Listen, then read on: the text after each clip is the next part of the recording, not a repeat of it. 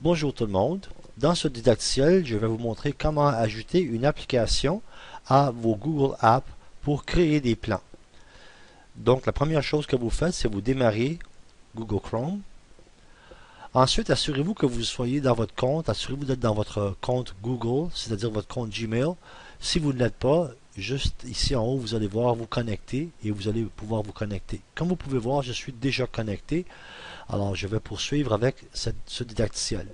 Vous allez voir ici en haut une grille de 9 petits carrés. Vous cliquez là-dessus et vous allez choisir Google Drive.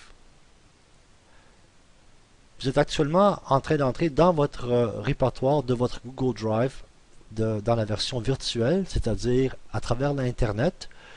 Une fois rendu dans votre Google Drive, vous allez voir ici l'onglet Créer. Vous cliquez sur Créer et vous allez voir toutes les applications Google que vous avez actuellement installées dans votre compte.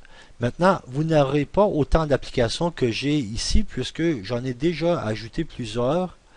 Celle que je vais vous montrer aujourd'hui est particulièrement intéressante pour les professeurs de sciences et de technologie.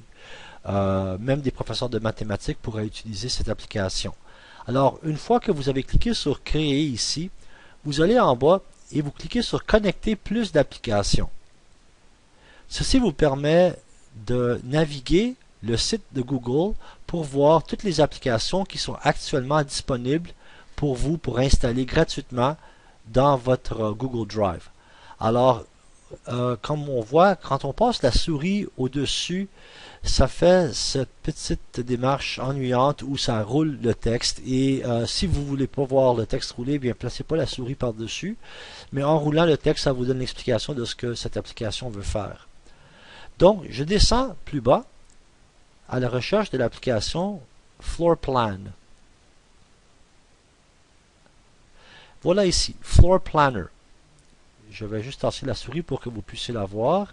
Alors, c'est celle ici au centre de mon écran, Floor Planner. Vous allez cliquer là-dessus. Ça va vous montrer un petit aperçu de ce que l'application peut faire. Ça vous donne une petite explication.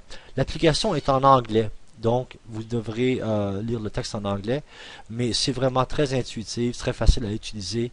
Il n'y aura pas beaucoup de lecture à faire. Alors, la première chose à faire pour installer cette application à votre répertoire de Google Apps, c'est en cliquant le bouton ici en haut, Connecter. Et voilà, Floorplan a été connecté à Google Drive. Ceci veut dire que maintenant, Floorplan sera dans la liste d'applications disponibles lorsque vous créerez sur le bouton Créer. Alors, je confirme en cliquant OK. Et comme vous voyez ici l'avertissement qui dit l'application Floorplan a été ajoutée. Alors, je clique ici sur Créer. Et comme vous pouvez voir, Floorplan figure dans la liste d'applications qui sont actuellement à ma disposition sur le Google Drive. Pour utiliser l'application, je n'ai qu'à cliquer dessus. La première fois que l'application démarre, elle va vous demander si vous voulez accepter la licence d'utilisation et si vous êtes d'accord que Google Drive ait accès à vos documents. Il faut accepter, évidemment, sinon l'application arrêtera. Et voilà. Pour créer un nouveau plan, vous cliquez sur New Floor Plan. Et ici, vous voyez, il charge l'éditeur.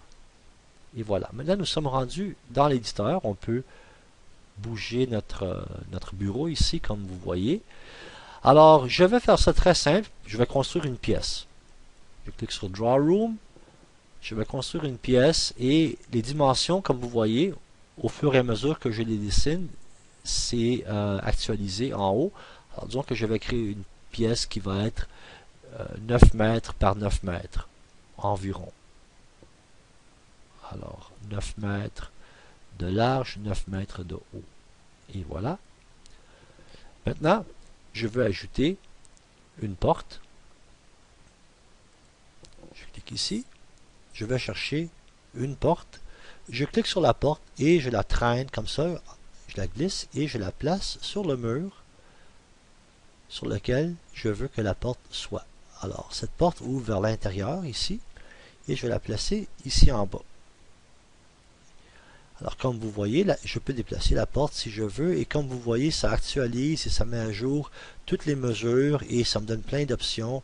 Je vais rendre ça rapide pour maintenant parce que je ne veux pas prendre beaucoup de temps avec les explications. Je vais placer des fenêtres ici. Alors ça ressemble à une de nos classes dans notre école. Je vais ajouter des meubles en cliquant ici.